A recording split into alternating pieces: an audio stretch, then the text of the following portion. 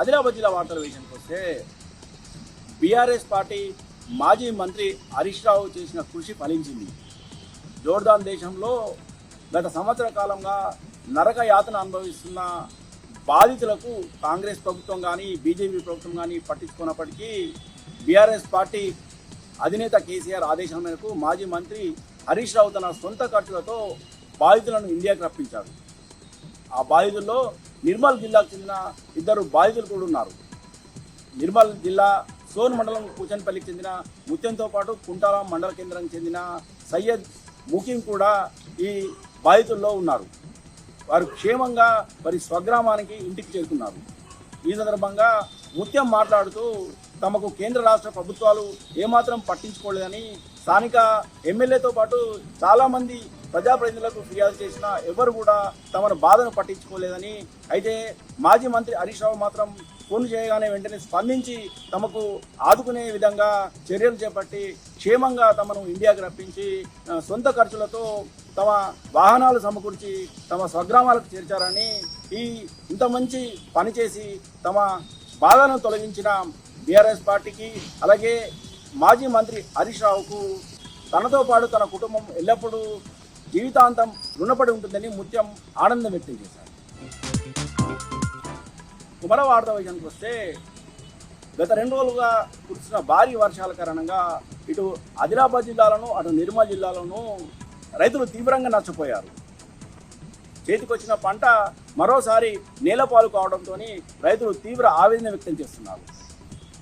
బైన్సా పట్టణంలోని మార్కెట్ యార్డ్లో నిన్న సోయా పంటను మొక్కజొన్న పంటను అమ్మేందుకు తీసుకొచ్చిన రైతులు ఒక్కసారిగా షాక్ గురయ్యారు.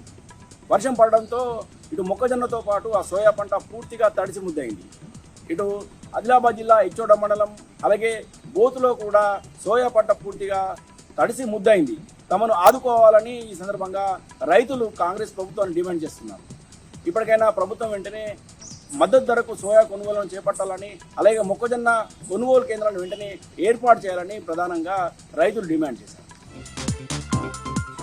మరో వార్త విషయానికి వస్తే రైతాంగ సమస్యలను పట్టించుకోవడంలో కేంద్ర రాష్ట్ర ప్రభుత్వాలు పూర్తిగా విఫలమయ్యాయని బీఆర్ఎస్ పార్టీ జిల్లా అధ్యక్షుడు మాజీ మంత్రి జోగురామన్న విమర్శించారు. పత్తి పంట పండించే రైతులను ఆదుకోవడంలో కేంద్ర రాష్ట్ర ప్రభుత్వాలు పూర్తిగా విఫలమయ్యాయని అలాగే స్థానిక బీజేపీకి చెందిన ఎంపీ అలాగే ఎమ్మెల్యేలు సైతము రైతాంగ సమస్యలను ఏమాత్రం పట్టించుకోవడం లేదని ఆరోపించారు. పత్తి పంట కొనుగోలు చేయడంలో కపాస్ యాప్పై కనీస అవగాహన కలిగించకుండా తొందరపాటుతో 27వ తేదీన కొనుగోలు కేంద్రాలు ప్రారంభించాల్సిన ప్రభుత్వము 2 రోజుల ముందుగానే అడవిడిగా కొనుగోలు కేంద్రాలను ఏర్పాటు చేయడం పట్ల మాజీ మంత్రి జోగురామన్న ఆగ్రహం వ్యక్తం చేశారు. ఇప్పటికైనా కేంద్ర రాష్ట్ర ప్రభుత్వాలు పత్తి పంట కొనుగోలు చేసే విషయంలో కేంద్ర రాష్ట్ర ప్రభుత్వాలు పత్తి పంటకు మద్దతు ధర లభించే విధంగా చర్యలు చేపట్టాలని, తేమ శాతంతో సంబంధం లేకుండా పత్తి పంటను కొనుగోలు చేయాలని డిమాండ్ చేశారు.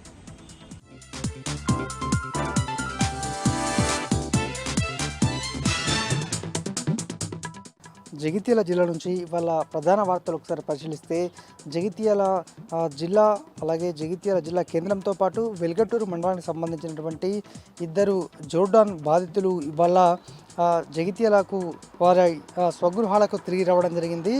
అయితే గత 11 నెలల క్రితం వీరంతా కూడా జోర్దాన్ విదేశాలకు ఉపాధి నిమిత్తం వెళ్ళారు. ఈ క్రమంలో అక్కడ జరిగినటువంటి సందర్భంలో ఏజెంట్ మోసం కావచ్చు, ఇంకా రకరకాల కారణాలతో వారిని అక్కడ యాజమాన్యం తీవ్ర ఇబ్బంది పెట్టింది. అయితే వారంతా కూడా ప్రభుత్వానికి చెప్పినప్పటికీ కూడా ప్రభుత్వం పట్టించుకోలేదు.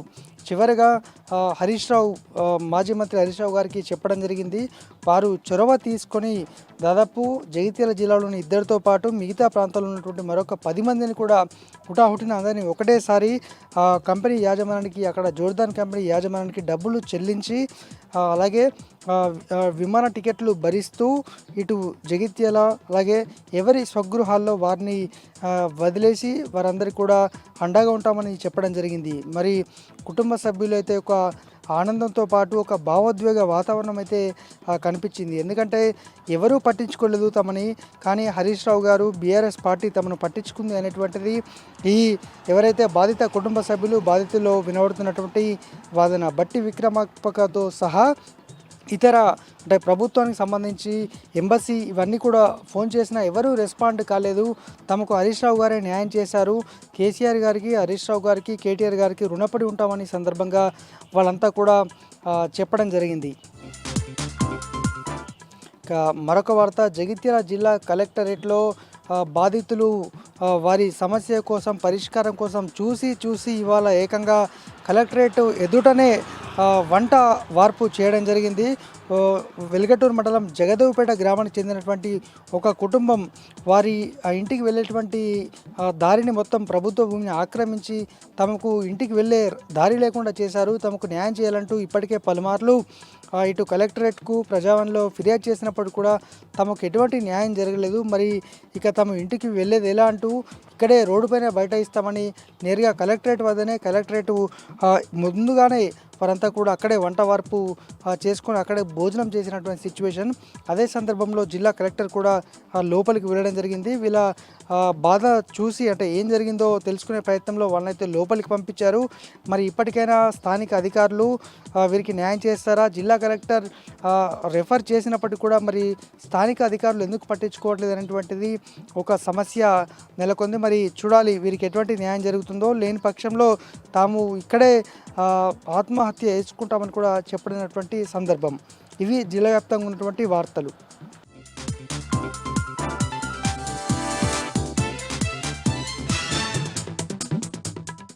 కార్తీక మాసం నేపథ్యంలో ఇటు వేములవాడ రాజన్న ఆలయానికి భక్తుల సంఖ్య పెద్ద ఎత్తున వస్తున్నట్టు నేపథ్యం కనిపిస్తుంది. ముఖ్యంగా 36 రోజుల హుండీ ఆదాయానికి వస్తే 2,19,35,000 రూపాయలు రాగా ఇటు 124 గ్రాముల బంగారం మరి 500 మిల్లీగ్రాముల వెండి కూడా వచ్చినట్టు నేపథ్యం. ఇటు అకాల వర్షాల నేపథ్యంలో ఉమ్మడి కరీంనగర్ జిల్లా వ్యాప్తంగా పలు చోట్ల రైతులు తీవ్ర నష్టపోతున్నారని చెప్పొచ్చు. ముఖ్యంగా గత కొంతకాలంగా అకాల వర్షాల నేపథ్యంలో ఓవైపు కోతకొచ్చినటువంటి పంట వస్తుందో రాదనే నేపథ్యం ఒకటైతే ముందస్తుగా వరి ధాన్యం వేసిన వాళ్లకు కోసిన తర్వాత ఈ ఆరబెట్టినప్పుడు అకాల వర్షం నేపథ్యంలో తడిసి ముద్దవుతున్న నేపథ్యంలో ఇప్పటికైనా అంటే ప్రభుత్వం ఈ అధికారులను నియమించాలి, ఐకేపీ సెంటర్లను ఏర్పాటు చేయాలి, త్వరితగతిన తమ వడ్లు కొనుగోలు చేయాలి, లేకుంటే మాత్రం తాము తీవ్రంగా నష్టపోయే అవకాశం ఉంటుందని చెప్పి రైతులు తీవ్ర మనోవేదన వ్యక్తం చేస్తున్నటువంటి పరిస్థితి మనకు కనిపిస్తుంది.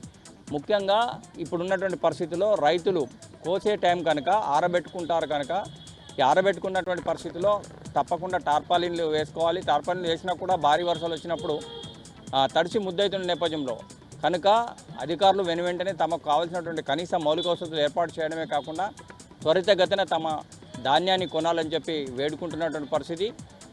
పెద్ద ఎత్తున సెంటర్లు ఏర్పాటు చేయాలి, తమ చివరి ధాన్యం వరకు కొనాలని చెప్పి రైతులైతే డిమాండ్ చేస్తున్న పరిస్థితి అయితే మనకు ప్రతి చోట కనిపిస్తుంది.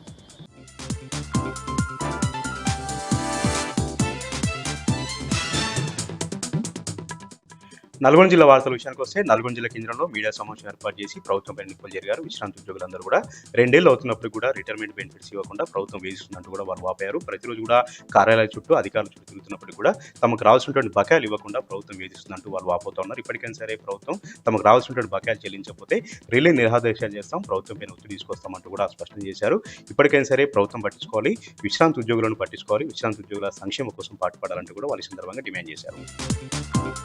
నల్గొండ జిల్లా సంబంధించినటువంటి మరొక వార్త, నల్గొండ జిల్లా మునుగోడు నియోజకవర్గంలో రోడ్లన్నీ కూడా అస్తవ్యస్తంగా అధ్వానంగా మారినటువంటి పరిస్థితి అక్కడ నెలకొంది. వరుసగా వర్షాలు వస్తుండడంతో మోకాళ్ళ గుంతలతో ఎక్కడికక్కడ రోడ్లన్నీ కూడా ధ్వంసమైనటువంటి పరిస్థితి అక్కడ మనకు కనిపించింది. తాజాగా నాంపల్లి మండలం దామేర గ్రామంలో పెద్ద ఎత్తున అక్కడ ఉన్నటువంటి యువకులు గ్రామస్తులందరూ కూడా బురద నీటిలో ఉన్నటువంటి రోడ్డు పైన నాట్లు వేసి వినూత్నంగా నిరసన కార్యక్రమం దిగారు. మునుగోడు ఎమ్మెల్యే రాజగోపాల్ రెడ్డి తమకు ఎన్నికల్లో మాటిచ్చారు, ఇక్కడ కొత్త రోడ్డు వేస్తామని మాటిచ్చారు. ఇప్పటివరకు కూడా ముఖం చూపెట్టట్లేదు, తమ గ్రామానికి రావట్లేదు, తమ రోడ్డు అంతా కూడా ఖరాబ్ అయిపోయి ఆర్టీసీ బస్సులన్నీ కూడా బంద్ అయిపోయాయి, అంబులెన్స్ రావాలంటే కూడా ఇబ్బంది పడుతున్నామంటూ కూడా గ్రామస్తులు వాపోతున్నారు. ఇప్పటికైనా సరే నియోజకవర్గంలో ఖరాబ్ అయినటువంటి రోడ్లన్నింటినీ కూడా బాగు చేయాలంటూ కూడా డిమాండ్ అవుతుంది. నల్గొండ జిల్లా సంబంధించినటువంటి మరొక వార్త, నల్గొండ జిల్లాలో అల్పపీడన ప్రభావంతో 24 గంటలుగా ఎడతెరిపి లేకుండా వర్షాలు కురుస్తూ ఉన్నాయి. దీంతో వరి పంటలన్నీ కూడా ఎక్కడికక్కడ కూడా నష్టపోతున్న పరిస్థితి. పంటలన్నీ కూడా నేల వాలిపోయి తీవ్రంగా గింజలన్నీ కూడా రాలిపోతూ ఉన్నాయి. ఒకవైపు పత్తి పంటలు కూడా పత్తి అంతా కూడా నేల రాలిపోతున్నటువంటి పరిస్థితి మనకు కనిపించింది. దీంతో పాటు ధాన్యం కొనుగోలు కేంద్రాల్లో ఎక్కడికక్కడ కూడా ధాన్యం తడిసి ముద్దవుతుంది. ఇప్పటివరకు ధాన్యం కొనుగోలు అనేది ప్రారంభం కాలేదు. ఎక్కడ ధాన్యం అక్కడే ఉంది, ఎక్కడ వేసిన గొంగలు అక్కడే ఉంది. అధికారులు పట్టించుకోవట్లేదు, ప్రజాప్రతినిధులు పట్టించుకోవట్లేదు. తాము పడిగాపులు కాస్తా ఉన్నాం, అకాల వర్షాలకు తమ ఒడ్లన్నీ కూడా నష్టపోతున్నాం అంటూ కూడా రైతులు వాపోతా ఉన్నారు. ఇప్పటికైనా సరే ఒక పాలసీ తీసుకొచ్చి వెంటనే ధాన్యం కొనుగోలు జరపాలి, కాంటాలు వేయాలంటూ కూడా రైతుల నుంచి డిమాండ్ వ్యక్తమవుతున్నాయి.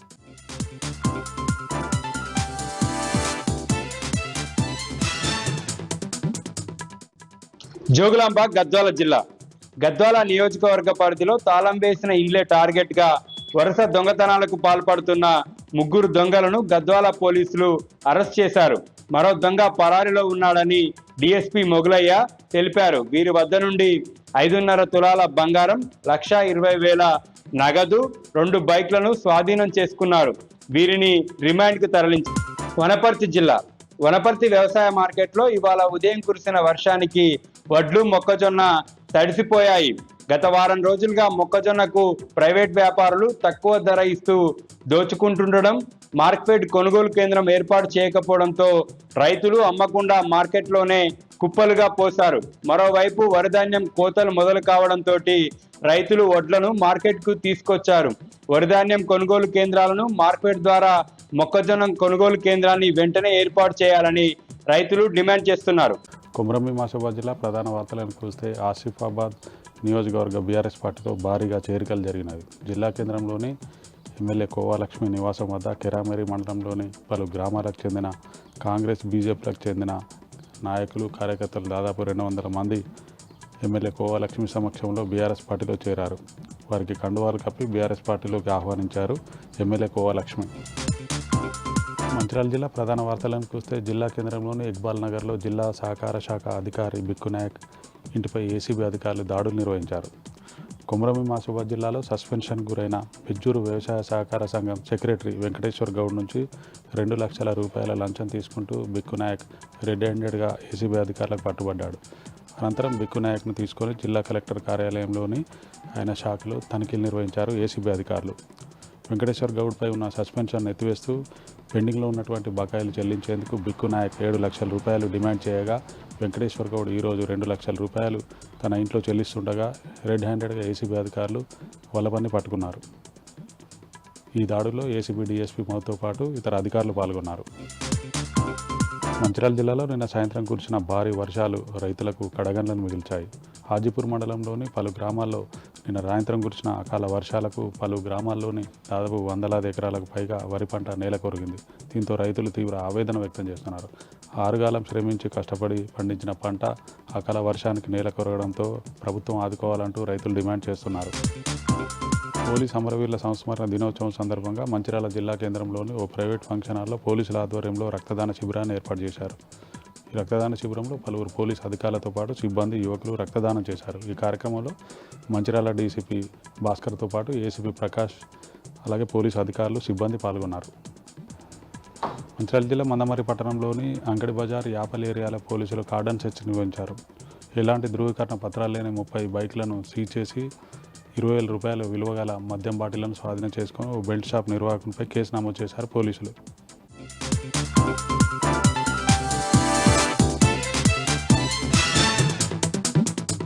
పెద్దపల్లి జిల్లాకు సంబంధించి ఈరోజు ప్రధాన వార్తలు చూసుకున్నట్లయితే గోదావరిఖని ప్రెస్ క్లబ్లో టీబీజీకేఎస్ తెలంగాణ బొగ్గుగని కార్మిక సంఘం అధ్యక్షుడు మిర్యాల రాజిరెడ్డి మీడియా సమావేశం నిర్వహించారు. ఈ సందర్భంగా ఆయన మాట్లాడుతూ సింగరేణిలో అధికారుల యొక్క నిర్లక్ష్యం కారణంగా కార్మికులు ప్రమాదాలకు గురవుతున్నారంటూ కూడా ఆయన ఆరోపించడం జరిగింది. ముఖ్యంగా రామగుండం రీజియన్ 1 పరిధిలో ఉన్నటువంటి 11 ఇంక్లైన్ బొగ్గుగనిలో అధికారుల యొక్క నిర్లక్ష్యం కారణంగా కార్మికులు రక్షణ మర్చిపోవడం జరిగింది. కార్మికులకు ప్రమాదాలు జరుగుతున్నాయంటూ కూడా ఆయన తీవ్రంగా ఆరోపించడం జరిగింది. ముఖ్యంగా అధికారులు, యూనియన్ నాయకులకు సంబంధించినటువంటి ప్రమోషన్లకు వత్తాసు పలకడంతో అసలైనటువంటి అర్హులైనటువంటి కార్మికులకు అన్యాయం జరుగుతుందంటూ కూడా ఆయన ఆరోపించడం జరిగింది. ఏదైతే కార్మికుల రక్షణ పట్ల పోరాడాల్సినటువంటి గుర్తింపు సంఘం, ప్రాతినిధ్య సంఘం అంతా కూడా అధికారులకు, యాజమాన్యానికి వత్తాసు పలకడంతో కార్మికుల యొక్క రక్షణ గాలికి వదిలేయడం జరిగిందంటూ కూడా ఈ సందర్భంగా ఆయన తీవ్రంగా ధ్వజమెత్తడం జరిగింది. ఇప్పటికైనా కూడా సింగరేణి సంస్థ నిర్లక్ష్యంగా వ్యవహరిస్తున్నటువంటి అధికారులపైన కూడా చర్యలు తీసుకోవాలి. అంతేకాకుండా యొక్క కార్మికుల యొక్క రక్షణ పట్ల ప్రత్యేక చర్యలు చేపట్టాలి. నిరంతరం కార్మికుల రక్షణ పట్ల, అలాగే ఎవరైతే అలసత్వం వహిస్తున్నారో అలాంటి అధికారులపైన కూడా కఠినమైన చర్యలు తీసుకున్నప్పుడే కార్మికులకు న్యాయం దక్కుతుందంటూ కూడా ఈ సందర్భంగా ఆయన హెచ్చరించడం జరిగింది. లేని పక్షంలో కూడా పెద్ద ఎత్తున కూడా టీబీజీకేఎస్ ఆధ్వర్యంలో కూడా పోరాటం చేస్తామంటూ కూడా ఈ సందర్భంగా ఆయన సింగరేణి యాజమాన్యాన్ని అయితే హెచ్చరించడం జరిగింది. అలాగే మరొక ప్రధాన వార్త చూసుకున్నట్లయితే రామగుండం మున్సిపల్ కార్పొరేషన్ పరిధి గోదావరిఖని ఇందిరానగర్లో 4 ఏళ్ల బాలిక పైన కూడా వీధి కుక్కలు దాడి చేయడం జరిగింది. 4 ఏళ్ల చిన్నారి సహస్ర పైన వీధి కుక్కలు తీవ్రంగా దాడి చేయడంతో సహస్ర తీవ్రంగా గాయపడింది. సహస్రను ప్రధాన ఆసుపత్రి రామగుండం ప్రధాన ఆసుపత్రికి స్థానికులు తరలించడం జరిగింది. అయితే గత కొద్ది రోజుల నుండి కూడా రామగుండం మున్సిపల్ కార్పొరేషన్లో ఉన్నటువంటి 50 డివిజన్లలో కూడా కుక్కలు పెట్టిరైపోతున్నా కూడా మున్సిపల్ అధికారులు పట్టించుకోవడం లేదంటూ కూడా స్థానికులు అయితే ఆరోపించడం జరిగింది. గత కొద్ది రోజులుగా కూడా కుక్కలన్నీ కూడా స్వైర విహారం చేస్తూ గుంపులుగా తిరుగుతూ ఒంటరిగా వెళ్తున్నటువంటి వారిపైన అలాగే చిన్నారులపైన కూడా పాశవికంగా కుక్కలు దాడి చేస్తున్నా కూడా సంబంధిత అధికారులు కానీ రామగుండం మున్సిపల్ అధికారులు కానీ పట్టించుకోవడం లేదంటూ కూడా స్థానికులు అయితే మున్సిపల్ అధికారులపైన ఆగ్రహం వ్యక్తం చేయడం జరుగుతుంది. ఇప్పటికైనా కూడా ఈ యొక్క కుక్కల బాధ నుండి తమను రక్షించాలంటూ కూడా పట్టణ వాసులు అయితే కోరడం జరుగుతుంది. అలాగే మరొక ప్రధాన వార్త చూసుకున్నట్లయితే పెద్దపల్లి జిల్లా గోదావరి కానీ ఎన్టీపీసీలో ఉంటున్నటువంటి యూట్యూబర్ హఫీజ్కు అరుదైన గౌరవం దక్కింది. అయితే ఉచితంగా కుటుంబ సమేతంగా కూడా ఉచితంగా యూఏఈలో గోల్డెన్ వీసా అయితే పొందడం జరిగింది. ఉచితంగా ఎప్పుడైనా కూడా కుటుంబ సమేతంగా కూడా యూఏఈకి సంబంధించినటువంటి 8 దేశాల్లో కూడా ఎక్కడైనా కూడా నివసించేందుకు గోల్డెన్ వీసా అయితే అందించడం జరిగింది. ఈ యొక్క నేపథ్యంలో హఫీజ్ను స్థానికంగా ఉన్నటువంటి వాళ్ళంతా కూడా అభినందిస్తూ సంతోషం అయితే వ్యక్తం చేయడం జరిగింది. 2011 సంవత్సరం నుండి కూడా హఫీజ్ తెలుగు టెక్ టూర్స్ అనే యూట్యూబ్ ప్లాట్ఫామ్ వేదికగా ఎలక్ట్రానిక్ వస్తువులు, మొబైల్ ఫోన్లు, టీవీలు, ఇతర ఎలక్ట్రానిక్ వస్తువులకు సంబంధించినటువంటి పాజిటివ్ నెగిటివ్కి సంబంధించిన విషయాలన్నీ కూడా ప్రజలకు వివరిస్తూ కూడా పెద్ద ఎత్తున ఒక యూట్యూబ్ స్టార్గా నిలవడం జరిగింది. ఈ నేపథ్యంలో కూడా ఇప్పటికే అనేక అరుదైన రికార్డులు అయితే కూడా ఆఫీస్ తన సొంతం చేసుకోవడం జరిగింది. ఈ నేపథ్యంలోనూ కూడా యూఏఈకి సంబంధించినటువంటి గోల్డెన్ వీసా దక్కడం పట్ల కూడా స్థానికులంతా కూడా హర్షం వ్యక్తం చేయడం జరిగింది. స్థానికంగా ఉన్నటువంటి ఆఫీస్ను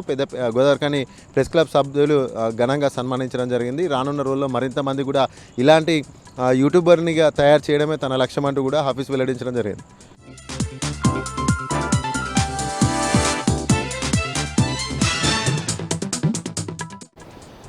బీసీలకు 42% రిజర్వేషన్లు అమలు చేయాలని డిమాండ్ చేస్తూ రంగారెడ్డి జిల్లా షాబాద్ మండల కేంద్రంలో 42% బీసీ రిజర్వేషన్ల సాధన సమితి ఆధ్వర్యంలో రిలే నిరాహార దీక్షలు 14వ రోజు చేరాయి. ఈరోజు దీక్షలో గ్రామస్తులు, బీసీ సంఘ నాయకులు పెద్ద ఎత్తున పాల్గొన్నారు. కేంద్రంలో ఉన్న బీజేపీ, రాష్ట్రంలో ఉన్న కాంగ్రెస్ పార్టీ రెండు కూడా బీసీలకు రిజర్వేషన్లు అమలు చేయకపోతే ఆమరణ నిరాహార దీక్షకు దిగుతామని బీసీ సంఘాల నాయకులు హెచ్చరిస్తున్నారు.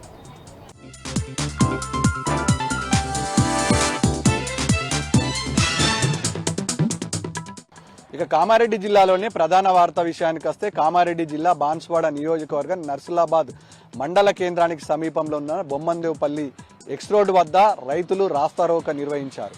సుగుణ అనే రైస్ మిల్ యాజమాన్యం రైతుల పట్ల నిర్లక్ష్య వైఖరికి నిరసనగా ప్రభుత్వ అనాలోచిత నిర్ణయము ప్యాడీ రైతులను ఆదుకోకుండా ఇబ్బంది పెడుతున్నారని ఆగ్రహం వ్యక్తం చేస్తూ రైతులు రోడ్డుపై బైఠాయించారు. ప్రభుత్వం అలాట్మెంట్ చేసినటువంటి రైస్ మిల్లల్లో తరుగు పేరుతో రైతులను వేధిస్తున్నారని, అనేక సార్లు తరుగును తీసుకొని రైతాంగానికి ఇబ్బంది పెడుతున్నారని నిర్లక్ష్య వైఖరికి నిరసనగా బోధన్ బాన్స్వాడ వెళ్లే రహదారిపై బైఠాయించారు. ప్రభుత్వ యంత్రాంగం స్పందించి తక్షణమే తమ ధాన్యాన్ని ఎలాంటి షరతులు లేకుండా కొనుగోలు చేయాలని రైతులు డిమాండ్ చేశారు.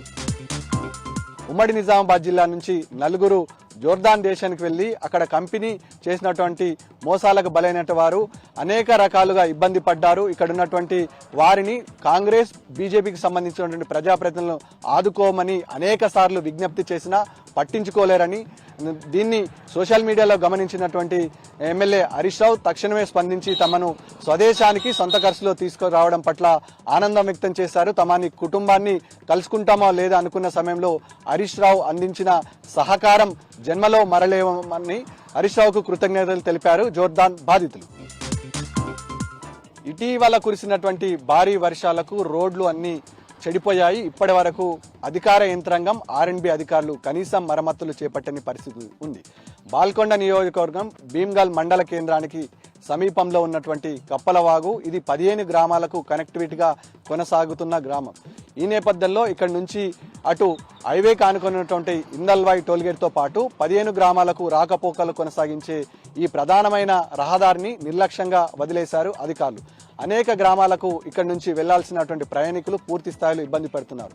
అధికార యంత్రాంగానికి ఎన్నిసార్లు విజ్ఞప్తి చేసినా పట్టించుకోవడం లేదని తక్షణమే అధికార యంత్రాంగం జోక్యం చేసుకుని ఈ కప్పలవాగు, భీమ్గల్ కానుకొనున్నటువంటి ప్రధాన రహదారిని మరమ్మతు చేయాలని స్థానికులు డిమాండ్ చేస్తున్నారు.